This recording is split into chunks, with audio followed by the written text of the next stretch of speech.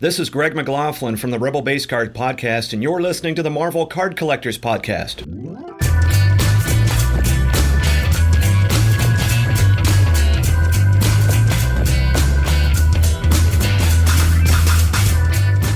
Hello everybody, my name is Ian Taylor and welcome to the Marvel Card Collectors Podcast, brought to you by the Marvel Cards Fan Collective, an awesome community of card collectors and creators. You can find our two groups on Facebook, details of which are at the end of this podcast, so come check us out.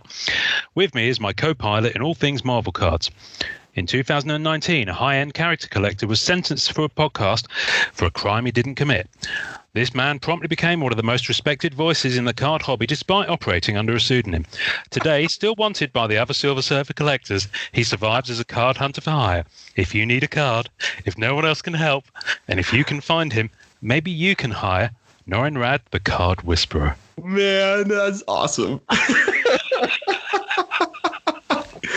Oh gosh, I'm gonna have to start doing these for you. This is I just get complimented all the time. This is amazing. I love it. I was like, the A-Team came into my head this morning, and I was like, you know what? Good. I'm going to rip off the intro to the A-Team, and I was like, how do I make it work? And I just about managed it. Anyway, speaking of, in a rather loose kind of segue fashion, speaking of teams and four men who made an indelible mark on Marvel masterpieces and certainly the hobby.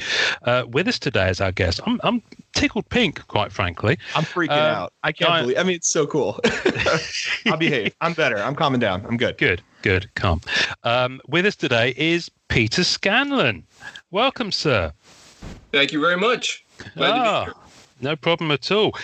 We were just talking before we started recording, and you have a rather fine plague beard going on, which struck me as that could be your pirate name.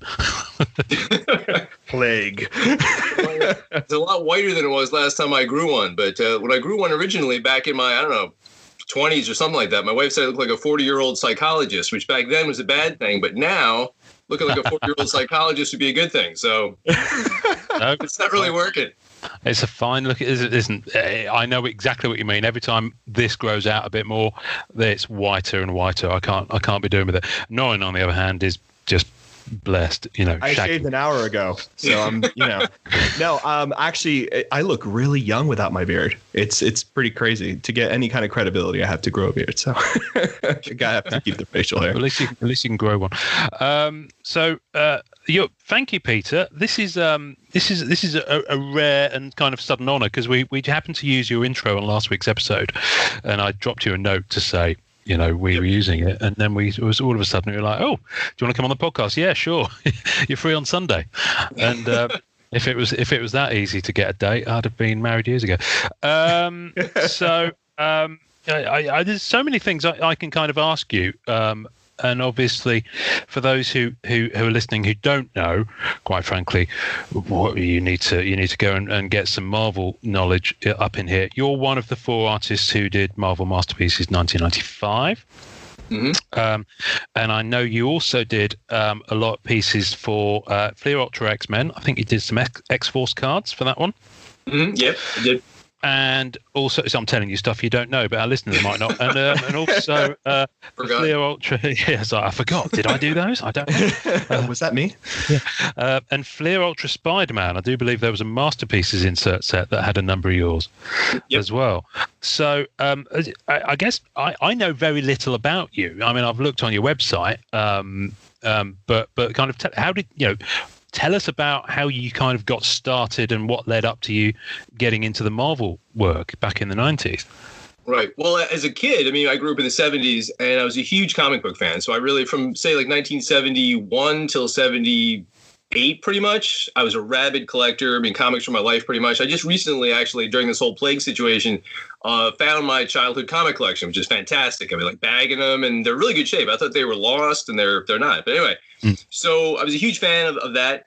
And then when I went to art school in the 80s, I was less so. I really wasn't that. I didn't really like what was happening in comics at that time. Although looking back at it, there were a lot of great comics I totally missed, like Frank Miller's Daredevil, or all kinds of huge things that I missed. So I'm going back and buying those now where I can. But After art school, I just became an illustrator. So I was doing tons of illustration, a lot of illustration that wasn't, totally what I would do normally, like stuff for, well, anything just to pay my bills, just editorial illustration for electronics companies or anything.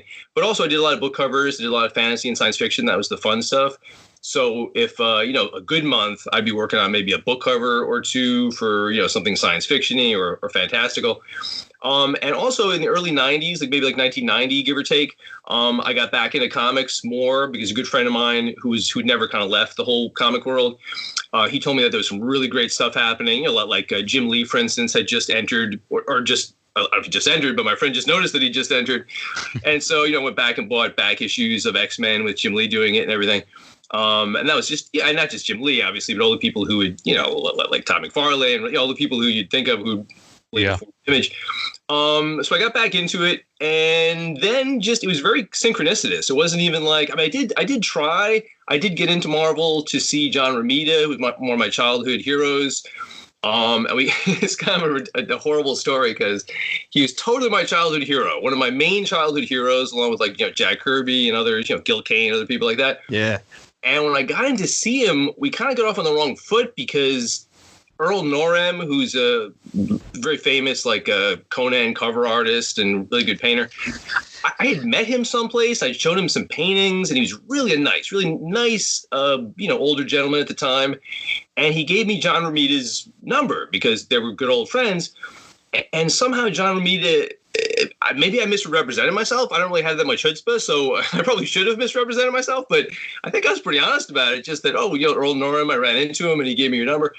But somehow John Romita thought that I was like good friends with Earl Norem or something. Oh. So in the course of our interview, it kind of, rather than it being about my paintings, it became about like how well I knew Earl Norem and whatever. Anyway. Oh. So so that was kind of like, I felt I'd kind of blown my big shot with Marvel because my childhood hero, it wasn't like ugly, like he didn't throw me out of the office or anything, but it just was a little more soured than I'd hoped it would be. Mm-hmm.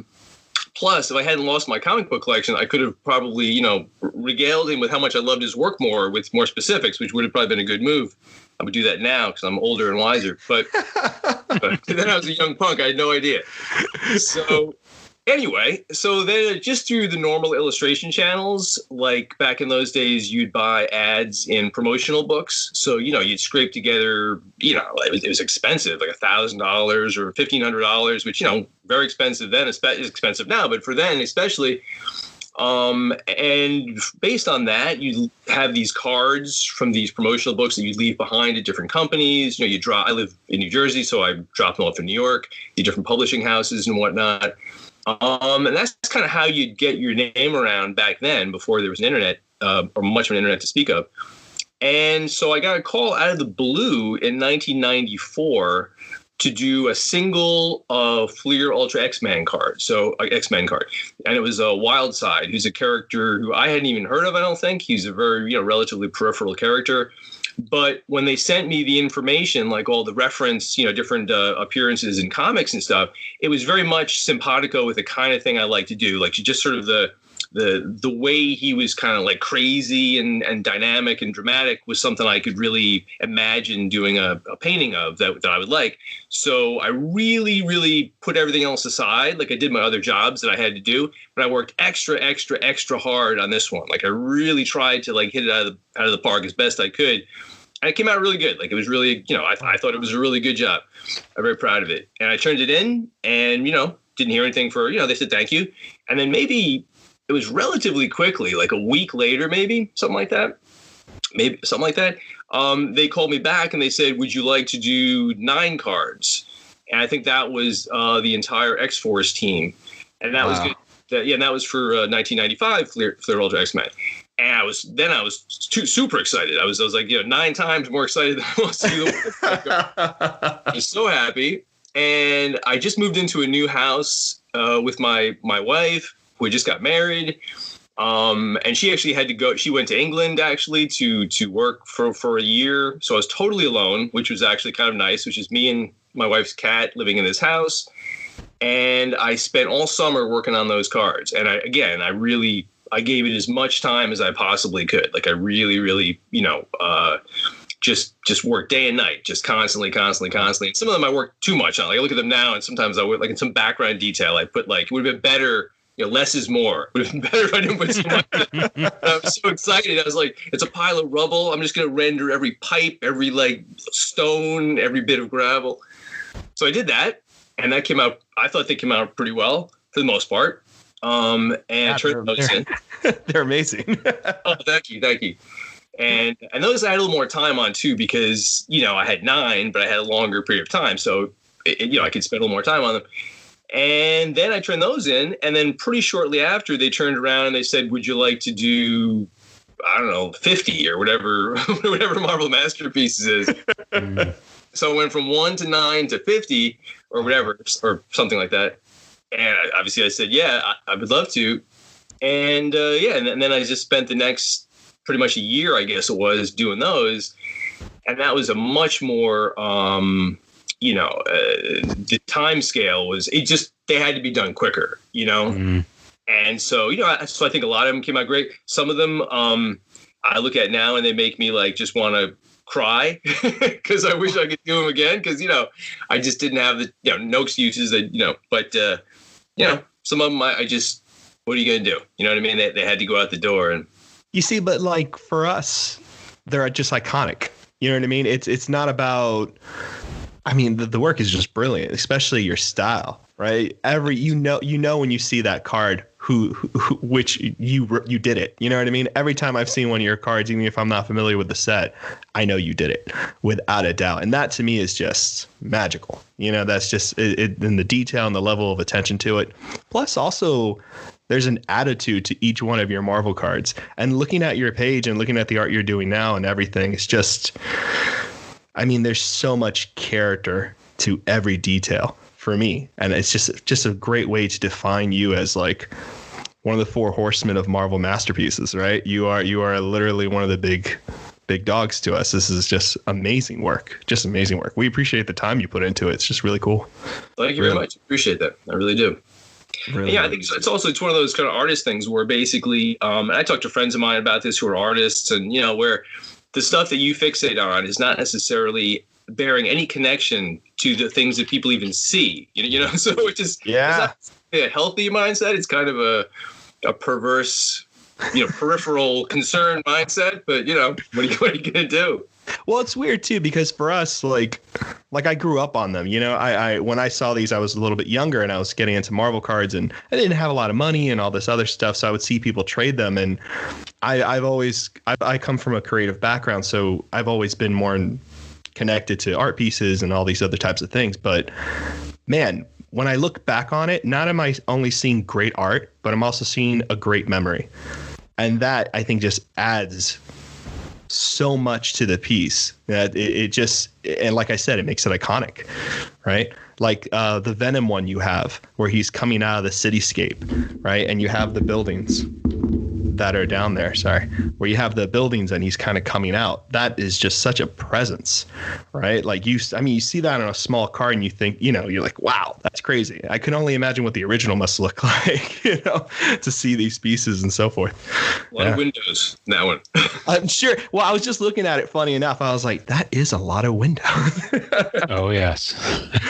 You've got the fans on the buildings. You have your name written on the top of the building. I mean, it's fantastic though, but that adds to the presence of the piece. And then the green was brilliant because it has like this gassy kind of like dark, ominous feel to it. I thought that was pretty fun. Well, thank you. Thanks a lot.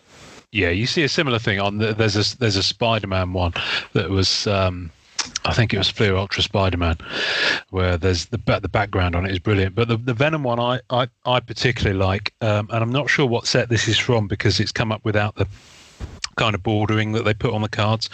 So it's just a picture of the original painting, which is a headshot of Venom, where just the symbiote mask is, and you can see the human eye underneath. Yes, I absolutely love that. I mean, I've never seen anyone else do that with Venom. Did you? I mean, do you remember actually? I mean, obviously you put out 50 pieces over the space of a year, so I mean, we can do them. That's pretty much a week for each, and they're full color, they're pretty detailed pieces, and I'm sure you were ragged by the end of the process. At least you had 3 other guys doing 50 pieces each, so it wasn't all on you, unlike Joe Gisco or Simone Bianchi, or Bianchi, as we now know is Bianchi. Yes, we've been butchering that, unfortunately. Well, for only 46 episodes. But do you kind of remember? Does it all kind of blur into one, or do you actually specifically remember each of them, or are some of them more defined than others in your memory? Or yeah, I mean, definitely remember them all to some degree, and some are definitely much more, stand out much more in the memory than the other ones. That Venom one does stand out quite a bit because I like that one too, and also I think often a lot of what's that movie? Is it Bangkok Millionaire, or what is it? What's the one with the kid who he wins the lottery? And Slumdog. Slumdog. That's right. Yeah. Speaking of butchering titles, but I think of that movie. I think of that movie occasionally because the idea of that movie being that sort of like everything in that young man's life suddenly, like in this one moment, kind of comes to fruition, and he can use everything, all these seemingly, not very important experiences. And since I was an illustrator before I did this for not a great number of years, but maybe, I don't know, 8 or 9 years, something like that. I started pretty early doing it. I'd done so many crappy illustrations of things that, like I get someone saying like, do me, I don't even know, like a guy sitting in an armchair and the speakers are on both sides of him and there's a hole in the ceiling because the speakers blew. Like I used to do this thing every Thursday for a while just to pay my bills, where they would call me at 4:30 on Thursday and say, can you do this illustration that's due Friday at 4:30? So I had 24 hours to do an illustration, full painting, and they were smaller, they were spot illustrations, didn't pay a huge amount of money. But I had to do a painting in 24 hours. So I had a lot of training like that. And one thing I always did a lot of, like I still do, like I do full paintings that feature eyes, like, it's like the eyes of the window of the soul kind of thing. Like they're obviously so expressive. So, and even then I had done for a horror novel, I did this one painting that was just like a landscape made of nothing but eyes, tons and tons of eyes. Wow. Together. So in that one, it had good metaphorical, storytelling to show the eye versus the symbiote, goop stuff, like lava flowing around his human eye. Yeah. But it was, it was just the kind of thing where I could feel at home. I was like, all right, once I get to that eye, I know exactly what I'm doing because I think that's so cool. These darn things. It's quite bizarre because when I look at it, and I know you've done lots of other pieces, but this is the one that when I was looking through the images this morning, this is the one that stood out for me because you kind of. We did a similar interview recently where I was talking to the artist and saying that the eye just says so much within that and the expression, and you can kind of take away that the eye is either possibly a little bit fearful, possibly pleading for help, but also potentially deranged, mad, angry, you're about to get it. I don't know. There's so many things you can read into it. No, you can definitely see that level of madness there. And then having the tongue hanging over the teeth is such a smart detail, right? It's not like this wild thing that you see a lot now with Venom, which I think is still cool, but it's just this like rabid dog type of imagery that kind of yells out at you. I love, it's just such a smart way to balance those two pieces of madness. Very sick. Yeah. So, and one of the funnest things about any of these characters too is the fact that they're so, the good ones, at least the good characters, they have so much sort of metaphorical depth to them, so even if you're only, you're someone who's in your, especially this particular year, 1995, you're someone who's stuck in your room basically with, your ideas, your paintbrush and a lot of coffee, and you're sitting there doing this. But you're drawing on the well of your whole life of experience and stuff. And that character, like one of my favorite characters just in general is Cable, who I got to do a couple of times. Oh, yes. Yeah. Because to me, like I can really understand, to me, the brilliance of that character is the fact that not only is he this, he's this super muscular, strong, warrior guy, of course, that's kind of like a given.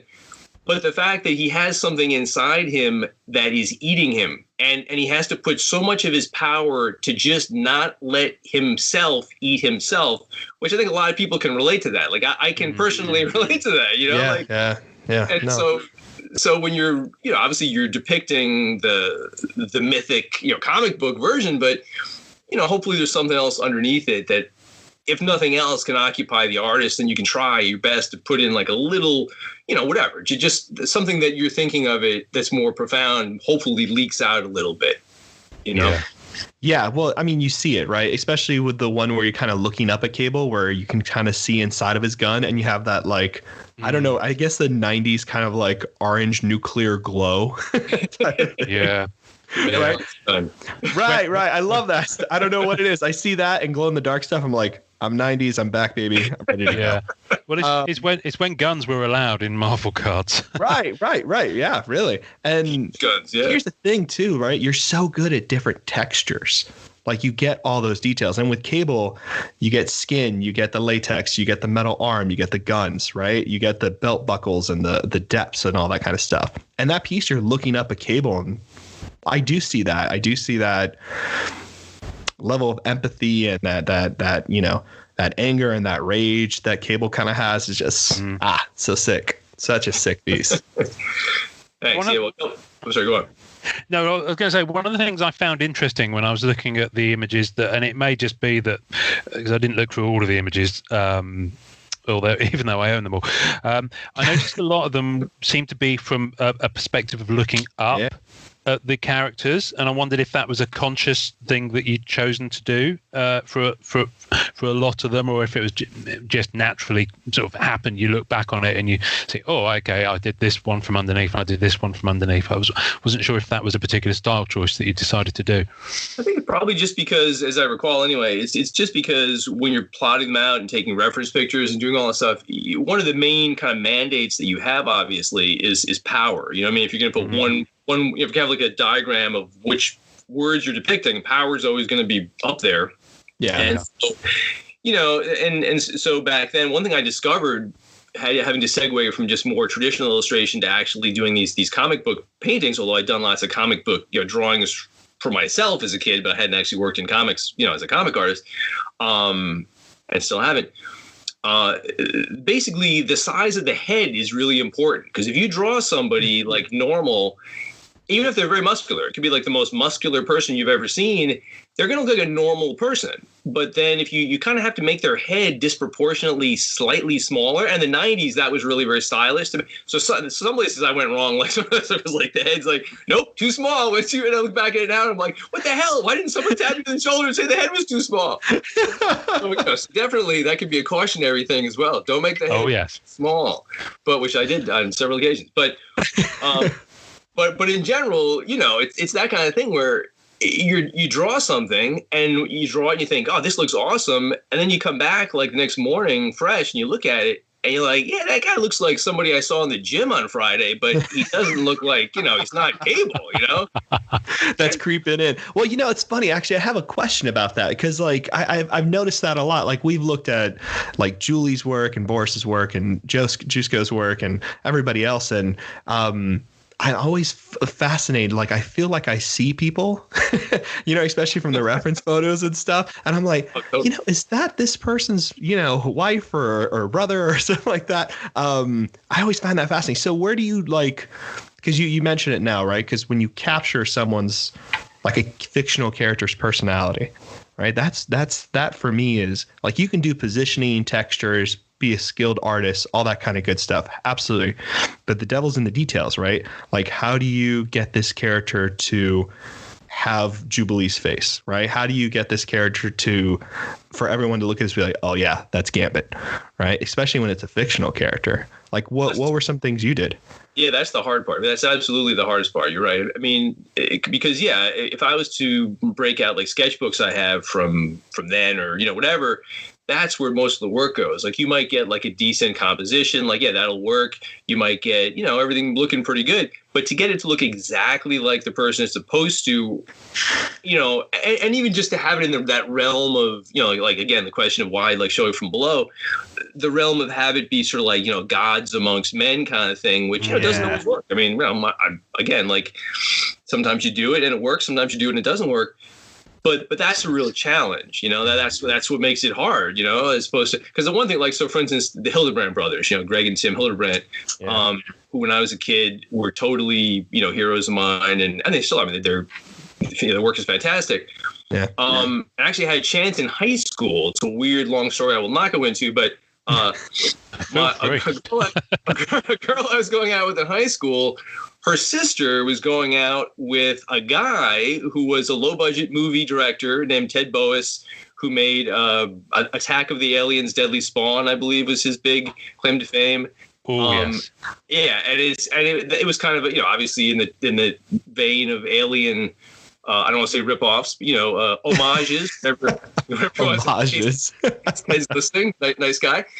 And, whatever, it did well. It was for what he was going for. But anyway, they filmed this movie in my hometown, in my girlfriend's backyard. So I actually got to see them filming part of it, et cetera, et cetera. But in any case, because of this, me and through her was invited to watch them filming something at one of the Hildebrand's houses, which is in New Jersey. I can't remember if it was Tim or Greg, but I couldn't go because I had a wrestling match, right? As if I remember who won that wrestling match in 1982. But, I was afraid of my coach or whatever. So I said, no, I can't go to this once in a lifetime opportunity. You go instead. So she did. and she called me like later in the day and I said, how's it going? And she said, oh, I'm so bored. I'm sitting here in his studio. It's just all paintings everywhere. And I was like, oh, come on. So she was like trapped in his studio with like paintings and art books and rare memorabilia that I would have killed to have seen. But apparently not. I wouldn't have killed the wrestling match. But I didn't. That's absolutely wonderful. Oh, I mean, you could look at it this way, and that because they did the 1994 set, they were kind of your opening act. So if you want to think of it like that, that might make you feel better about it. I think that's a bit. I would like to think of it that way, except for it's not true. But yeah, no. but they had a show actually in New York while I was working on the set that I worked, the 95 Marvel Pieces. They had a show of their cards in New York in like a smallish gallery, and I got to see them in person, and it was tremendous. Oh, but the reason I brought them up was that as much as I like their work, it's a real kind of cautionary thing where when they were doing their Lord of the Rings stuff, like their Lord of the Rings calendars and all their Lord of the Rings stuff, which before the, Peter Jackson movies was it still is for a lot of people and myself included in a lot of ways. But they, for the vast majority of their stuff, totally hit the nail on the head. And they'll have, Aragorn is Aragorn. All the characters are the characters, not the reference. But occasionally there'll be a painting where you're like, oh, that's your chiropractor, or that's your dentist with a sheet on him. You know what I mean? And it's kind of like, why does the painting before that, I buy that guy as like Elrond, the elf king. And in this picture, it's like, he's your chiropractor. I can tell, It's weird. I don't know the difference. Like, I guess what I mean by this, like, I don't know if it's with the eyes. I don't know if it's the way the jaw sits, or like there's something where you look at a painting, you're like, that's a real person. That's not the fictional character. Yeah, it's just really cool. Yeah, it is fascinating to me because obviously one of the things that you very kindly did, and I absolutely love this, and we have talked about it on the podcast before, is you shared a reference photo of yourself in as a much younger man, although you barely tell the difference, in a unitard posing for a Spider-Man painting from Marvel Masterpieces 1995. That with your blessing, I will share with this podcast episode tasting notes. Would I be right in thinking that there might be a drawer full of those type of reference pictures of you in various poses? Yes, I have boxes and boxes of those things. Yeah, because every single picture, not just of the Marvel masterpieces, but anything, I don't just take one or two pictures. I would take, especially back then, now I'm a little better at it, but I would take, tons and tons of those pictures. And that's also, I think, part of the answer to the question too, is that, when you take these pictures, your level of commitment, like in that picture, for instance, obviously it's a ridiculous picture. I totally understand that. I'm wearing my wife's unitard. I'm not even wearing. I don't have a unitard. So you didn't even go buy your own. How dare you, sir? I didn't even know it was your wife's. Yes, I'm a parasite. Yeah, wearing my wife's like dance unitard, which made it even tighter and weirder. But at the same time, when I'm posing for the picture, I have to be committed. Like I'm Spider-Man. Well, you're in it. You're in it. Like I'm dead serious. Like I love that. Like I think that's the best part about it, right? Because you have to commit to the role, and you're there. Yeah, you were method. I'm gonna be Spider-Man right now. But you know what, though? In a way, you kind of have to go to that level, because then you got to be like, oh, this is where the Spider-Man personality comes, right? And this is gonna sound hella corny, and I can't believe I'm gonna say it on air, but I'm gonna say it anyway. I think I know what you're gonna say. I don't want to say it, but I'm gonna say it because whatever. Well, I'll say it if you don't. Okay. I think there is a little bit of these characters in all of us, right? And you can channel that. And I think that's how you get those personalities, right? Especially if you're doing references, you're like, oh, that's very Spider-Man-esque, right? Or that's like, that kind of stuff. Yeah, 100%. I think. Well, I was going to go with truth of the character, because I'm theatrically trained, so that's where in my head goes with that. You know, it's the whole Stanislavski thing. So, but it is that. You know, I mean, you kind of nailed it when you were doing it, and it's very similar to. And I remember when I saw that picture, I was very much. Reminded of Marvel's the Alex Ross series, which I believe came out around the same sort of time, actually. So it's interesting that you say, you know, the whole looking up and the gods among us, which was very much the perspective of that story. But in the it was the first time I'd seen it done, but I think it was either in the back of the book, so it was in the back of the first trade paperback that collected them. He put in a lot of the reference photos that he'd done of his parents, of his siblings, you know, and of him. And it's the first time, as someone who grew up with comics and cards, I'd ever seen. I didn't even know that was a thing, you know. And I was in my 20s at that point. Obviously, I didn't, you know, I'm not an artist, but so I think it's fascinating. So when you showed me that showed us that reference photo on the group, I was very much reminded of Alex Ross doing that for Marvels, and it just kind of course, artists do that, of course, they do.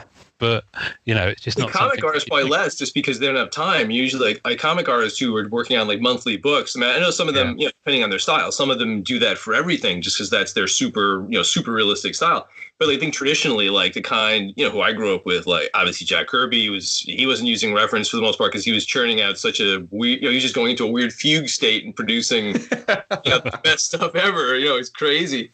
But yeah, I mean, especially for paintings, I think people who are going to paint them, generally, you're probably going to be, you know, at least have 1 foot more in the old like Norman Rockwell, you know, illustration camp, where I mean, speaking for myself, I need reference, especially then. I mean, the more you do it, you get by with that reference because you've done it enough times, but you still need reference. I mean, even people, I'm not going to name any names, but even some big artists in the fantasy world, you know, some who are dead, made a lot about the fact they didn't use reference. And if you dig a little bit, you can find their reference.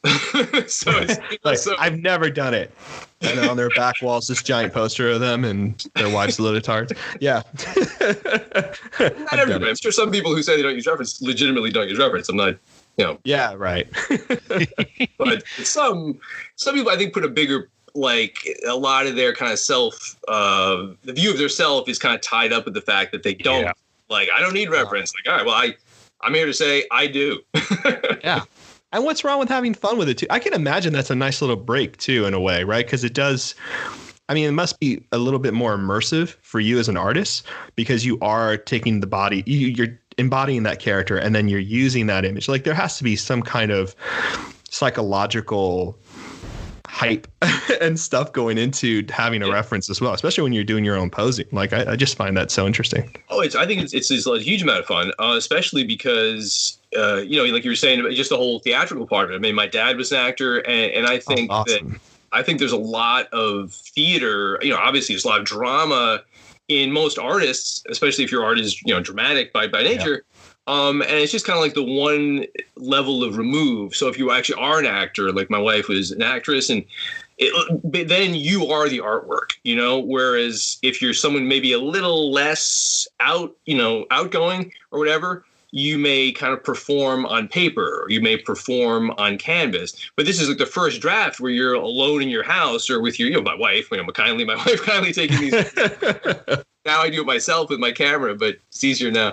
But, it's you get to perform and you get to actually be the character. Like when I was a kid, I mean, my parents, my aunts, uncles, I mean, probably a very typical story. They thought I was crazy. Like they thought like I was on the stairs with like G.I. Joes or my little Spider-Man characters. And I'm like, when the origins of Marvel Comics came out, I had a cassette recorder and I performed that entire book like as a radio show. And I actually played all the characters, read all the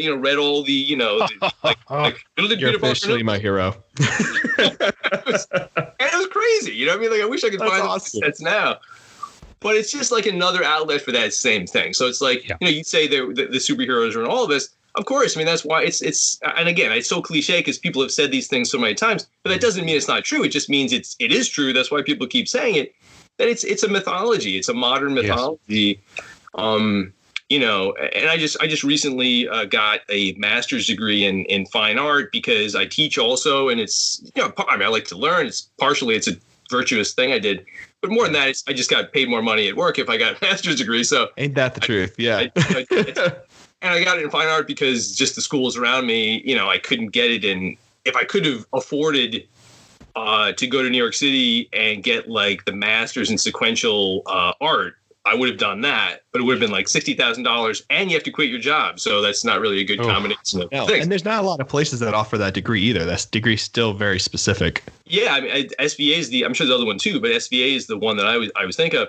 But in any case, I got it in fine art, and part of the whole, fine art thing, which really was helpful, was just sort of the idea of actually, as I'm saying this, I've totally lost the thread of why I was even saying this. So I'm going to keep going and maybe I'll come back to it. But this might not be what I originally intended to say, but one of the things that is really interesting about the fine art thing is the idea that the art is left partially. Okay, I just remember what I was going to say. I learned about postmodernism. People always talk about postmodernism. What the heck is postmodernism? I had no idea, but I think I kind of know now. And part of it is the fact that we sort of, in the whole world, have lost our shared, like say you're in the Middle Ages, right? Not a great time to live, but everybody kind of, at least in Europe, I'm just going to stick to Europe, everybody believed in the same thing, right? You might be religious, not religious, but you kind of buy the same thing. You do good, you go to heaven. You do bad, you burn in hell. All right, we're all agreed more or less, okay?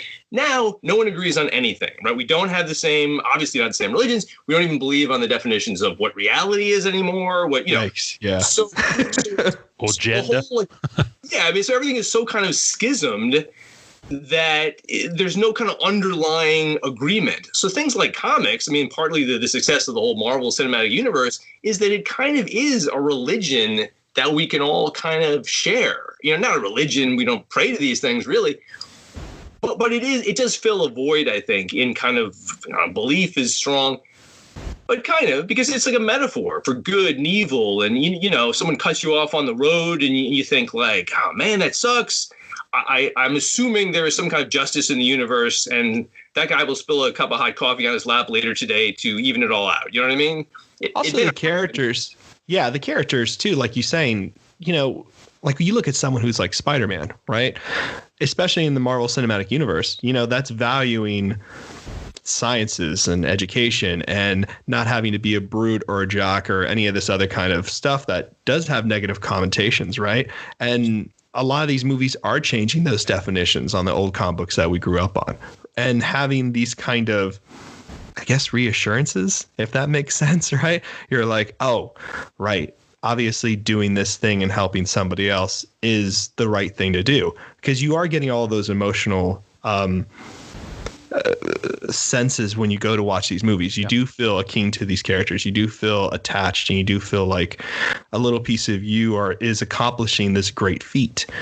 And that is really gratifying and really therapeutic, right? And getting all of our morals from these larger cinematic events is very much a part of our culture, right? It's the thing we constantly come back to understand ourselves now, right? Because you're right, the sense of community is very detached, right? There is a very much, especially in America, an individual sense about who we are, and we are separate, and all I have to do is take care of myself. If you want to be rich and famous, you have to build yourself up by your bootstraps or whatever it is, right? The kind of psychotic stuff that is, you know what I mean?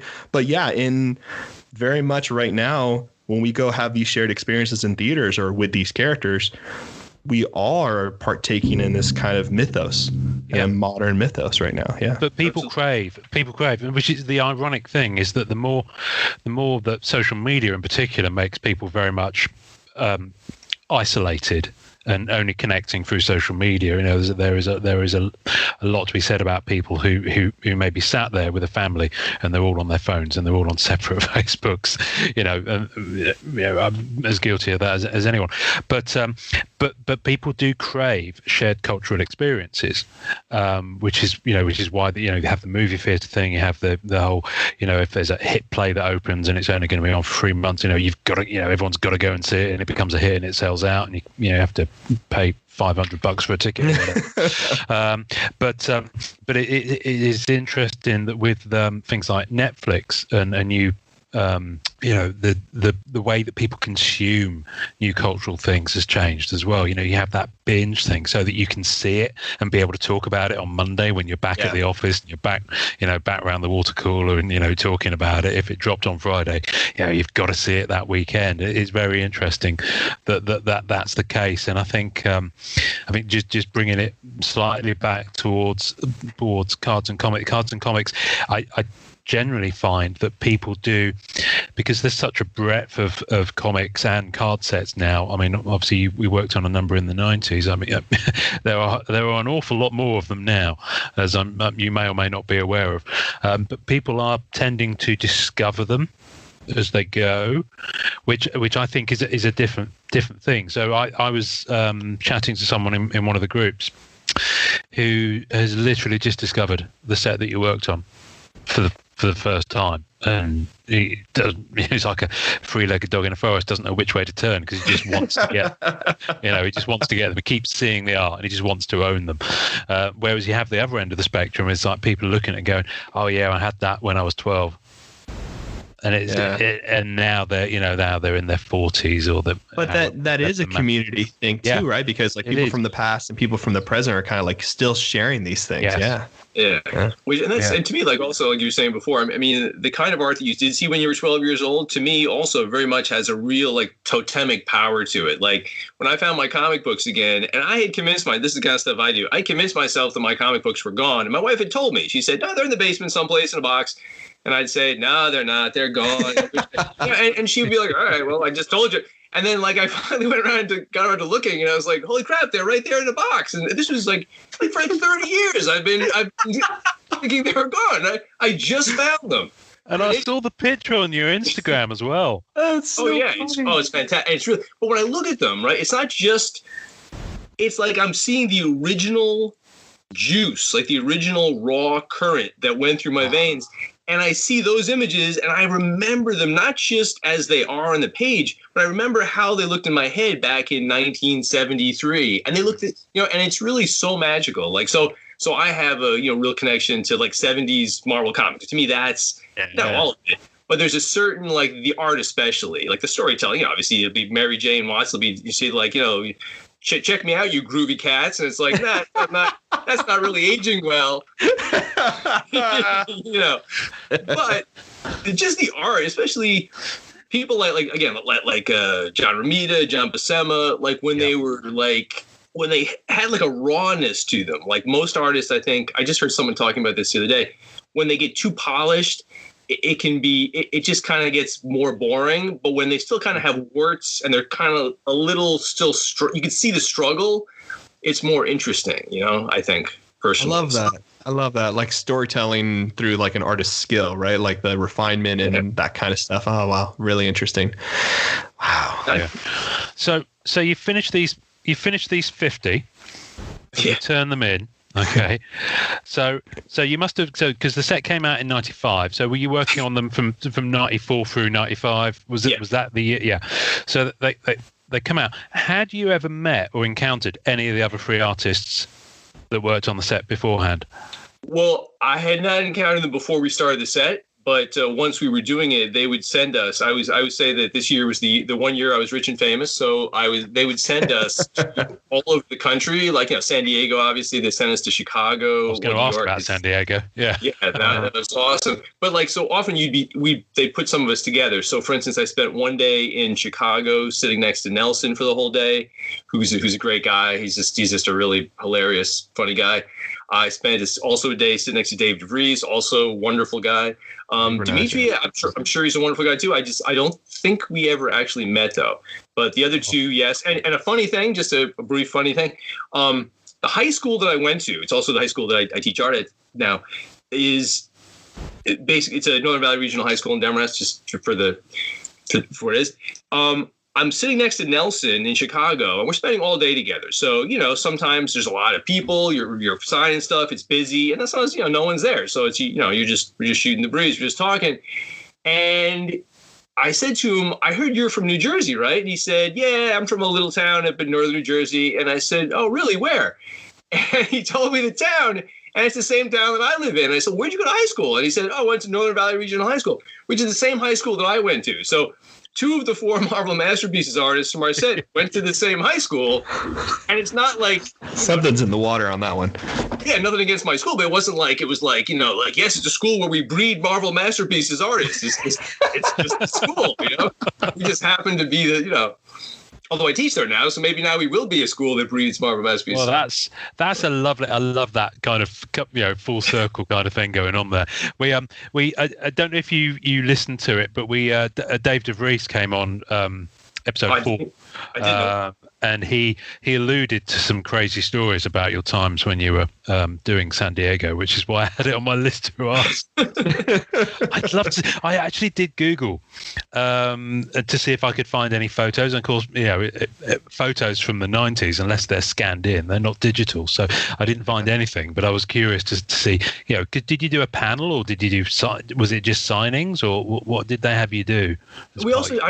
I remember doing at least one panel at San Diego as well, which was a lot of fun. I remember the signings mostly.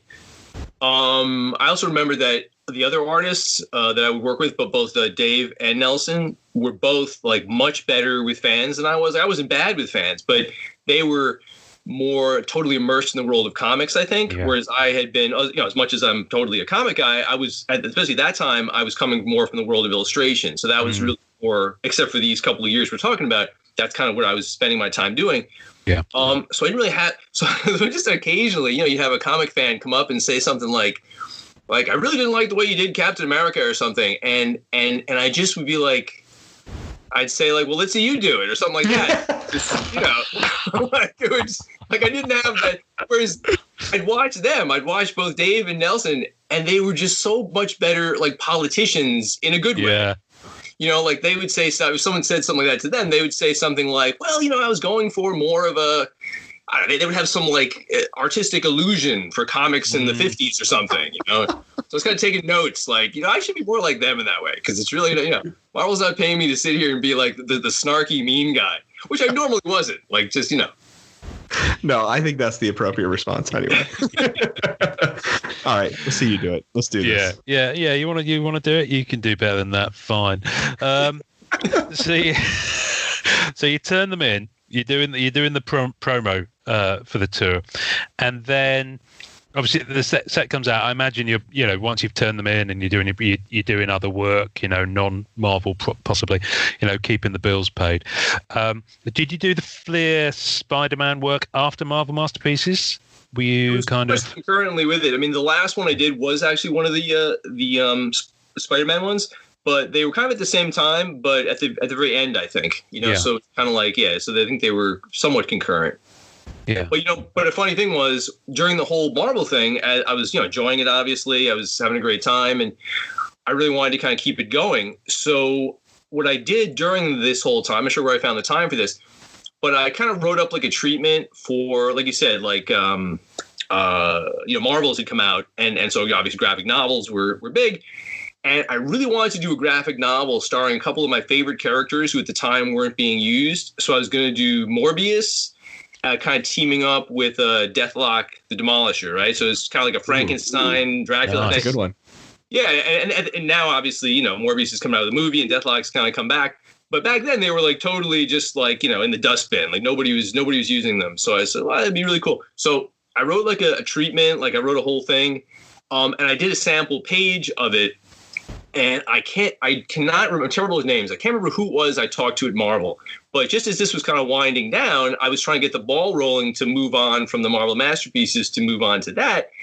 And they were very receptive. They were like really like, oh, let's meet, let's talk about it.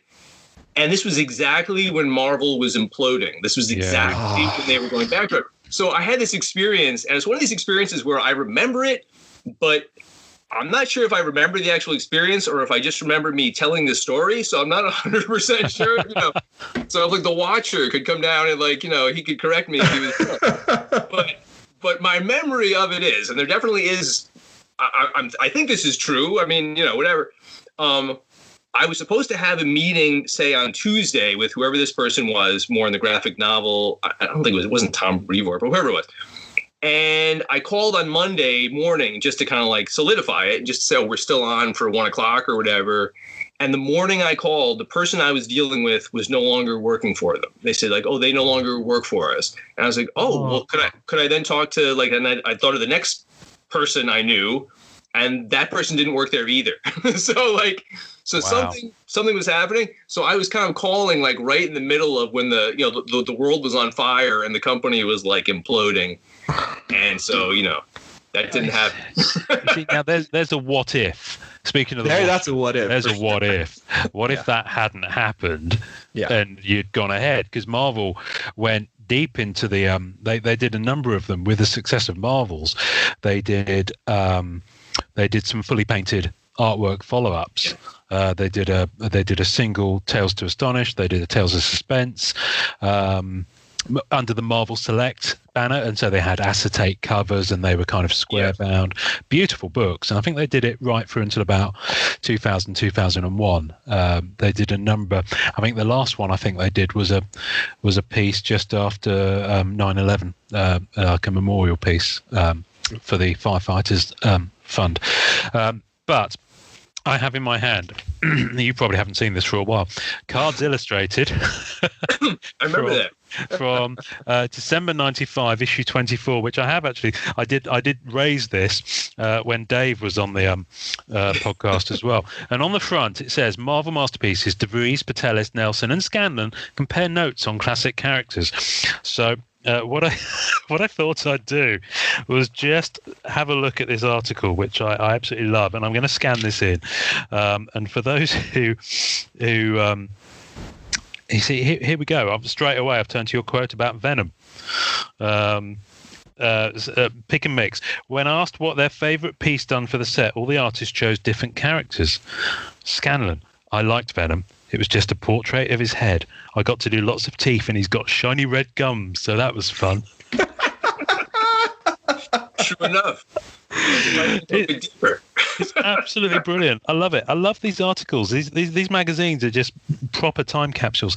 But what I love, and this probably won't come out on the webcam at all, but I'll still hold it up, is that there's some sketches, and I very rarely see any sketches at all from these 90 sets.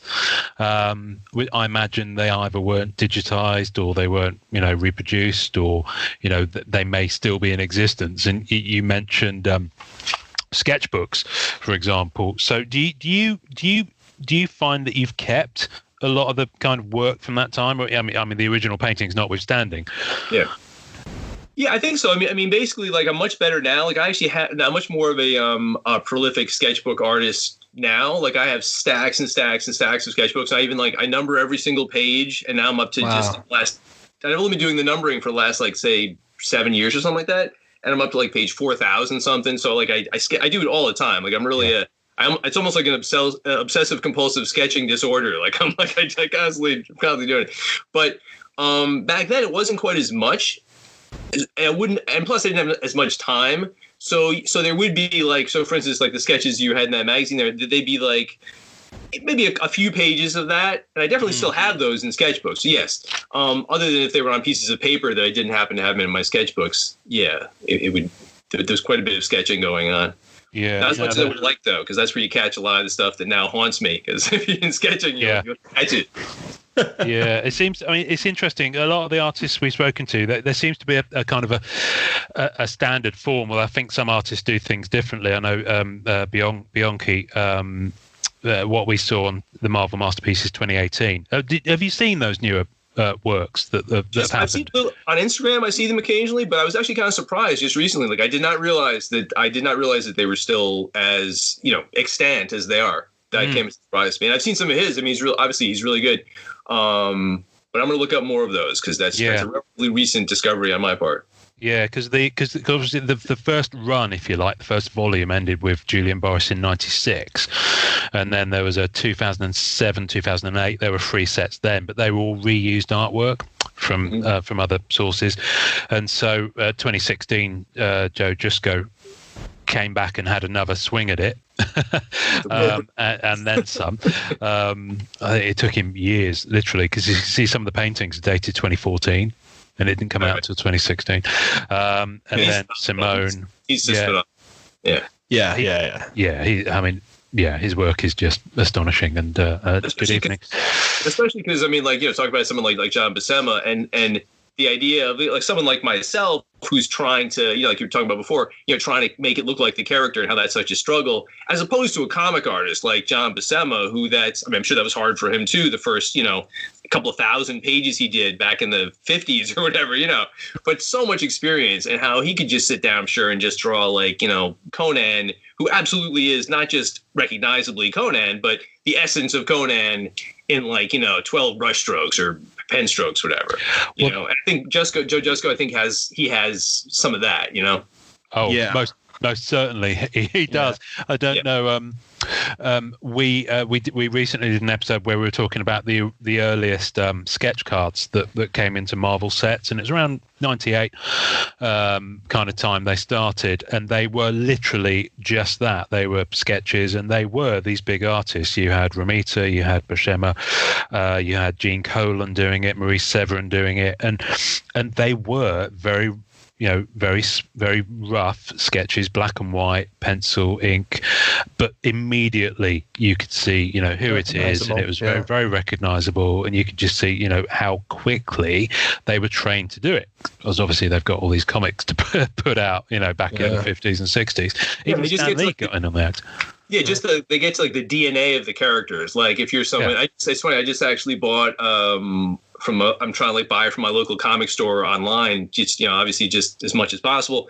And I just got some old what is it? I think Cole the Conqueror from Maurice Severin. Oh, nice. I've got old comics when I was a kid, Maurice Severin, filling in on the Hulk or Avengers or whatever, just different things. But this is really, it's 19th century illustration. It's it looks like she really had a good time. It looks like she was really kind of in her element. So I just placed an order from some other comic place. I can't remember where, to buy a couple other issues. I love comics I missed in 1971 because I was only in first grade. So now I can go back and I missed that. So now I can go back and buy a run of whatever. It's fantastic. It's good use of my plague time. My plague time. Well, it's as good a use as any. And we were talking to Simone. Very kindly did a Q&A on our Facebook group. It didn't actually save, unfortunately, so it's lost to the ages now. But in that, he was telling us it took him 15 months to do I think 135 pieces from Masterpieces 2018, and that was kind of full time. 15 months. He just did it, and but he actually planned it out. He didn't feel like he rushed it, and he actually had a little bit of time to go back and review things in the last few weeks. So I think he felt very I got the sense he felt very creatively like he'd nailed it on that one. You mentioned before that there were some pieces that you maybe look at now and you're like, I wish I had another swing of it. They came back and asked you, would you want to? Oh yeah, absolutely, sure.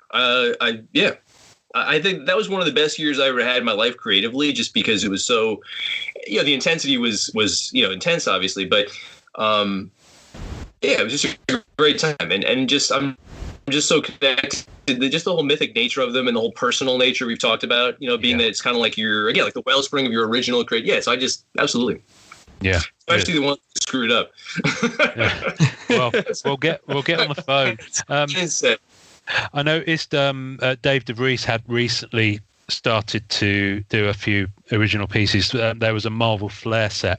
It's one thing that Upper Deck, who've got the license now, do is they have been producing reviving old 90s card brands. So Marvel Universe is the one they haven't done yet, although I think they probably will do. But Masterpieces obviously came back in 2016 and 2018 and is coming out again hopefully this year, plague notwithstanding. And but Marvel Flair, they did a set last year, and Dave did a number of pieces on that. I remember when we were talking to him, he was like, a lot of the people that he was talking to didn't really know, and especially at Marvel, who have to approve all the artists, it's a new generation of people there now. So it's like, it's almost like he kind of alluded to the fact that he had to kind of prove himself again. It's like, just go back and look at that. I know that was so crazy to me when he said that. I was like, what do you mean prove himself again? It's done, baby. Like, what is? Yeah. But it's bizarre. But I guess it makes sense if you think of it like a new generation. But he did a piece that was I can't remember the character now. It might have been Wonder Man, and he does that very forced perspective kind of thing. Yeah. And he did Wonder Man, and he did it as very much a companion piece to a piece that he'd done, I think, on 95, where a character was fighting another character, and so this one he put a tiny little detail just in the glasses of Wonder Man of a reflection of the previous piece and the character that had been fighting, which I think is absolutely superb little detail. I'll send. I don't know if you've seen that image. I'll send it to you afterwards. So you can have a look at it. I'm just slowly catching on to the fact that this is going on. Like you're mentioning that, and then I think I did see. I'm not sure if it was on Facebook or Instagram or someplace, but I think I did see something that Dave was doing in I can't remember what it was. But yeah, it's kind of slowly dawning on me that the world has continued to turn while I've been in my ivory tower here. Well, yeah, at least you've got an ivory tower, which is probably the safest place to be right now. My question's gone out of my head completely. I was about to ask you something, and I'm sure it's going to be hugely enlightening. So you mentioned it was kind of at your time at Marvel. So I'm guessing that after that period where you worked on certainly the X-Men set, then Masterpieces being the main one, and then the Spider-Man, and then Marvel kind of went, for want of a better expression. That's going to sound great on the podcast. I'm keeping it. Yeah, I'm going to take it out of the recording, and we're going to save that. Thank you. Brilliant. I'm guessing that was kind of it? Pretty much, yeah.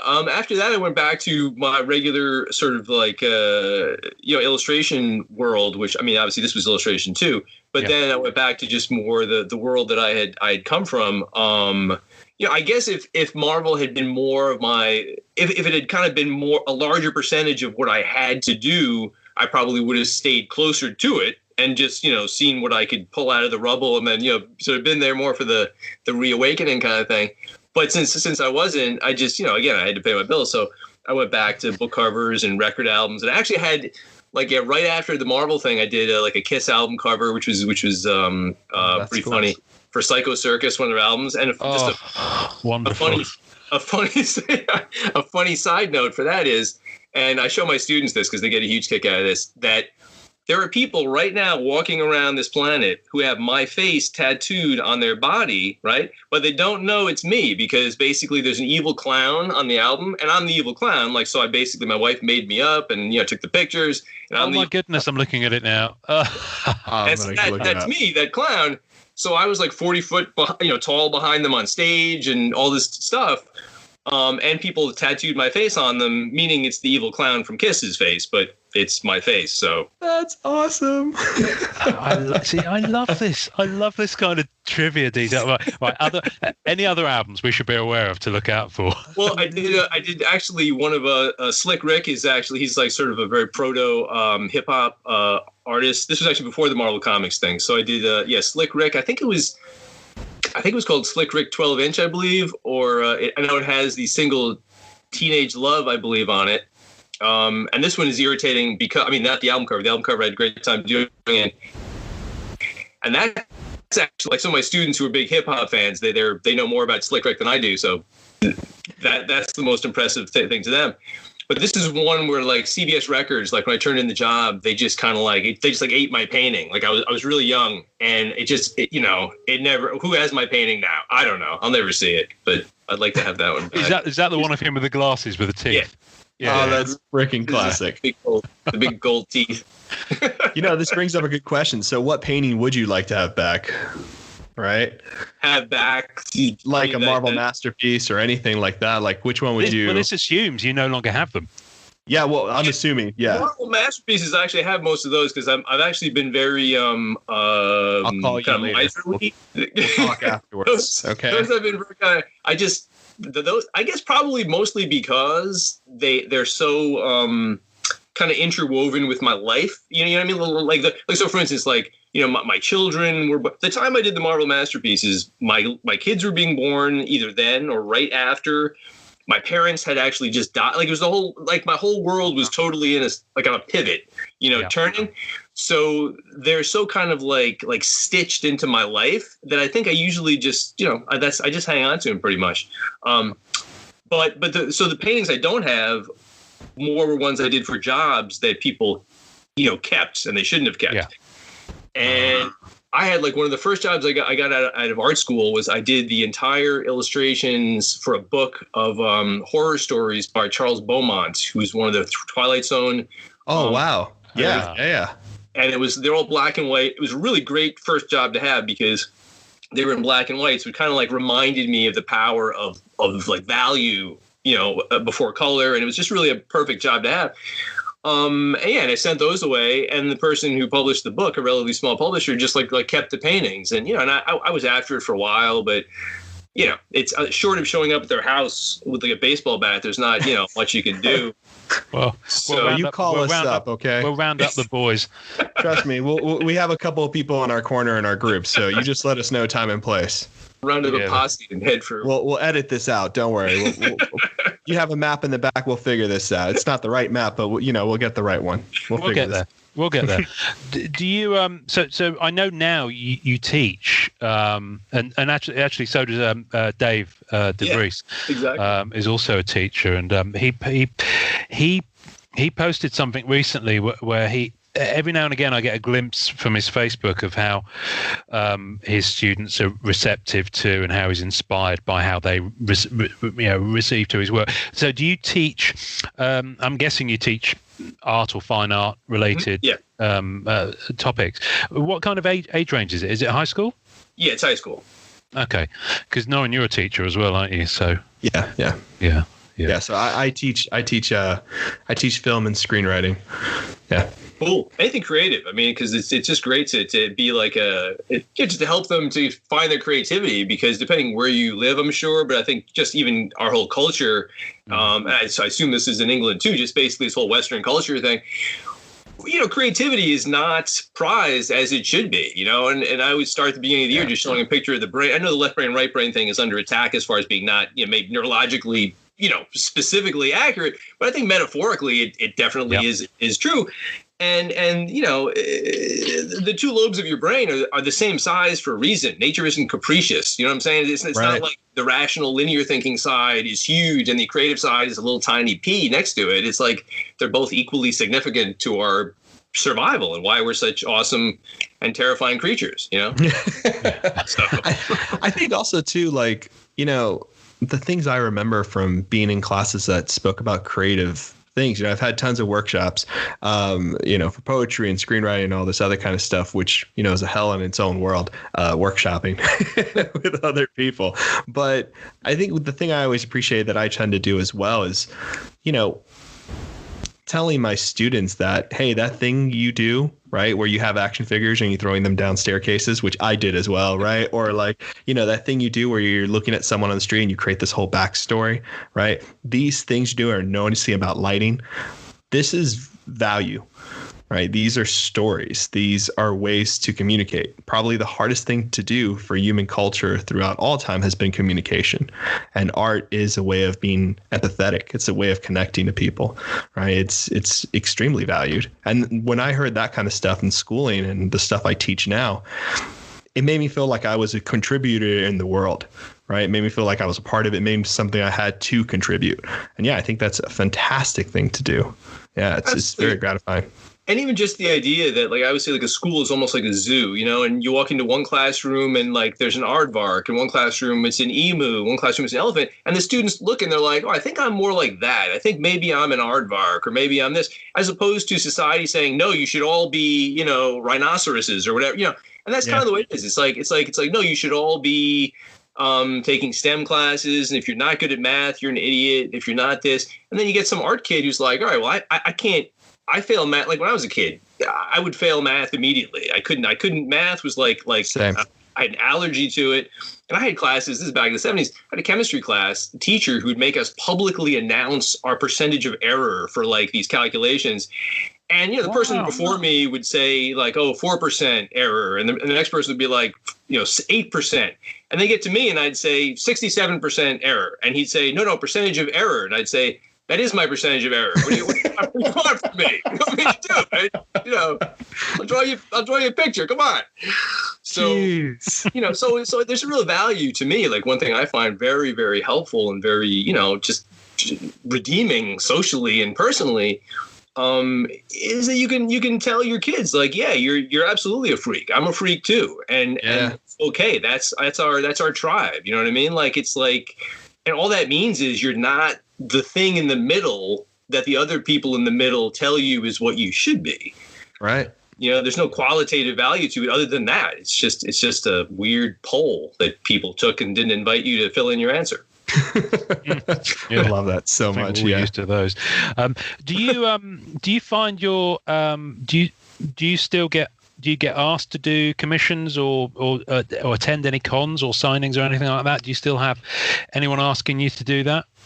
Not so much commissions, just because I don't really publicize that too much. But we were supposed to, actually, Dave DeVries had organized something that this summer three of the four of us were going to actually go to a convention together. I was going to ask about a reunion, yeah. Yeah, but because of the, current situation, I'm assuming, I'm assuming that's put on hold or whatever. But not so much commissions. And honestly, like I said before, I'm kind of working on my own stuff. I'm working on a graphic novel that I'm hoping in about a year from now I'll be, kind of presenting more publicly. And I should start doing stuff on Instagram though, just because I'm a terrible promoter, businessman, everything other than the art part that supports success of art. I'm it's like my chemistry class all over again. That's it. Yeah. Well, we can certainly hire out some services for you if you need that. Just let us know. Just throwing our names out there or anything, Well, I was going to say, is there anything, because obviously I've looked at your website. Oh dear, hang on a minute. I've got so many browser windows open. I've got no idea. I have all your art on my desktop right now. All I'm doing is gagging over it over and over again. Well, I just wanted to bring it up because I'm going to bring it up because I get easily distracted. The Beast you did. I'm trying to find it again. I'm not sure. It had to be from Fleer Ultra X-Men, I believe. I think that was actually Marvel Masterpieces. Was it Marvel Masterpieces? Yeah, I found a picture of the actual painting, so I can see all the amazing texture in it. Man, the lighting effect on that and the Professor X, it's so crisp. It's crazy to me. What was some of the technique for that, just before we get into other stuff? I'm just dying to know personally, because you did the same thing for the surfer, which is just an amazing background. And I don't know if anyone's told you, he's kind of my favorite. But the Beast, no, I mean, it's great. It's a phenomenal piece, obviously. But the Beast has just this beautiful fur texture and everything on it. It's just so miraculous. Well, I came up with a technique. It's kind of funny and a bit ironic. I was working on this technique the whole year I was working, or a year and a half, whatever it was, for them. And I kind of perfected it as far as I was concerned. The very last card I did. So I got it. Oh, there it is. Yeah, just in case. Oh, yeah, that is good. That did come out good. That fur just looks amazing. I mean, look at that. Just freaking amazing. Yeah. Yeah, and fur, just again, like, like talking about the Slumdog Millionaire thing. Like, I'm sure I had to, do some crap like illustration of like a teddy bear or like something where I learned how to do some fur techniques that I could return to there. But I developed this technique for most of the set. Which again, I came up with a much better version of this technique for the last painting I did of Spider-Man swinging through like the city, and that was the last painting. So if only I had known that before I did the first painting, but I didn't. But I did this thing where we kind of plot them all out like color by numbers paintings, and I would actually have people help me. Like my wife would do it. My mom at one point did some. A good friend of mine, one of my college roommates from SVA, from art school, would do it. And they would basically, like, I'd mix the colors and I'd put like a little dot of the colors where I wanted them. And they would like fill in like just flat color. And then I'd go back and that was just the beginning of it. That was like the underpainting kind of. And then I'd go back and I did it myself for most of them. But this is like when I was like at the height of craziness. Sometimes I'd be at my table doing one. My wife would be filling in just the flat colors of another one. So that was one thing I came up with. But in the end, the thing I came up with the Spider-Man one that I wish I'd known earlier was I just did kind of like a really washy, like transparent acrylic painting. And then with my airbrush, I just kind of airbrushed in a lot of detail. And then on top of that, I'd like do all the finishing artwork. So so some of them I used some airbrush. Some of them I used, that Spider-Man there. Yeah, that one exactly. That's the last one I did. And on that one, so that one I did, I liked it. I think it came out good. And it was fast. It was way faster than most of the other ones I did. I love the light from behind. That's brilliant. Yeah, they were actually a little bit irritated about that because I was originally going to have a helicopter behind him. And then as I was painting it, I realized that the helicopter would pull focus away. It would just be too distracting. And so I changed it. And then when they got the painting, they were like, "Where's the helicopter?" And I was like, you don't want the helicopter. It just, and they were kind of like, I think they thought I was being lazy or something. And I was like, nah, believe me, the helicopter just won't be as good. You'll be looking at the helicopter. So I don't know. I think you're 100% right on that. Absolutely. Yeah. That light really makes sure the focus is on Spidey. Like, it's just so clean. I've got to ask you, because obviously all this, a lot of this stuff, if not on Google, is on your website, scanlanart.com, and there's some amazing stuff on there. But when I was looking through earlier on, not the Abe Sapien on the homepage is extraordinary, but then I've seen insanely beautiful. I saw this picture, which has just quite frankly blown my mind. Literally, can you tell us where did this come from? What was this produced for? That was an illustration I did for a book cover and that's one that, again, that's one of the ones I never got back again. That's one that somebody was eaten by time. I think that's I definitely don't have it. I think someone took that one. But yeah, that was a book called Mind Swap, I think it was. Yeah. I had this. Yeah, it's funny because that was kind of me-ish at the time. That's kind of my father, who's the green guy who didn't have a nose like that, and that's kind of my dog at the time in the middle. So it's kind of, and it's like a family photo album. Yeah. And that thing on the insectile creature on the right, I made out of clay, and I took one of my mother's earrings and used it for the nose ring, so she wasn't too pleased about that. But and there was a company, like when I was in art school, and then just out of art school, there was a book publishing company who I did a lot of work for, and they went out of business. and stiff me for a bunch of money, which unfortunately was the kind of stuff that happens to a lot of young artists. But on the upside, I did a whole bunch of samples, so it really kind of helped me fill out my first kind of version of my portfolio. So that was helpful. Wow. I got paid some of them. I guess stiff all of them. I love that. When I was Googling, actually, I did see a link of it come up with an overlay that said some sort of auction site. So I think the original painting has been sold and resold. That one, I think actually I probably sold that one to somebody. That one, okay. I think, because I also went to a couple of conventions earlier, and I remember a couple of the conventions I sold some of the book covers I was doing. So yeah, I probably did sell that. Yeah, I don't want to start his reputation there. Yeah, it's on Comic Art Fans. Like someone's very much in love with it. They were like never for sale. So I love it. I think that one actually, just to clear that up, I think that one actually I did sell, and then I don't want someone to think they have contraband there. No, you just increased the value, sir. So, so outside of the graphic novel that you mentioned you're working on, is there anything you kind of want to pimp? You know, have you got anything else coming up or should we just keep our ears open for your graphic novel? No, I would say just I'm going to start to put a lot more stuff about that on my Instagram site.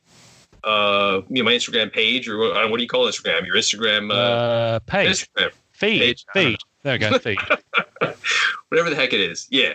And that's pretty much what I'm working on. And I'm spending, especially now that I'm, I work too, but I have so much more time, as everyone does, being a bit of a shut-in, which I feel terrible saying this. I mean, obviously I'm totally against the virus and obviously so many people legitimately are suffering terribly, which is awful. But for people of a creative mindset, being shut into your studio is not really a new thing. And so, that part of it at least has a redeeming. I shouldn't even have said that. It's a terrible. No. I think it's fair. I mean, my wife and I are the same way. Like, we're both writers, so we're both kind of like, we've noticed the difference, and it feels terrible, but we haven't really noticed the difference. You know what I mean? Because we do spend so much time creatively, doing work and producing work that it's less. Yeah. Unless it affects someone you love, which obviously is always the danger. So, I mean, the interesting thing about it is that it is forcing on pretty much every section of society change to how we operate as a society and how we operate as a species. Certainly here where we live, everyone's saying that there's so much less pollution. You can hear bird song. You've got a lot more wild birds and animals coming into the more urban areas of the city, and that's just the stuff we can see. So it is. There's a lot of thinking. So I don't want to go too much of a tangent on current events, but it is the sort of thing you can't ignore because everyone's experiencing it. Speaking of shared national experiences, as we were earlier, is that there will be some lasting change, hopefully, from this. People are saying that, off the back of it, will things be greener? Will people work from home more? So it's I find it fascinating. I mean, it's terrifying to be in the middle of, and it's I'm furloughed from my job, so it's a tricky time and a worrying time. But I'm glad there's an upside to it, I guess is what I'm trying to say. There's the upside to it is that you do get the time to say, okay, I can't put that off anymore. There's no reason for me to put that off anymore. Let's just do that, or let's explore this, and I guess it gives you a bit more creative thinking time, possibly. I don't know. Yeah, absolutely. Yeah. All we can hope for is that there are some good things come of it. I mean, you can pretty much count on there will be people opportunistically making bad things come of it, which fortunately is kind of the history of humanity. but we can be hopeful that that some good things will come of it too. Hopefully. Yeah, well, we got to spend a few hours this Sunday with you, so which is crazy, just insane, just amazing, very enjoyable. So thank you, Peter. Do you prefer Peter or Pete? Either one. Usually, like my good friends call me Pete, which you can feel free to do. Either way. That's okay. Usually when I can't remember someone's name on the podcast, I call them Steve, but we'll never forget your name. So, we're never going to forget your name. I won't start doing that. Peter Scanlan, thank you very much. This has been absolutely fantastic.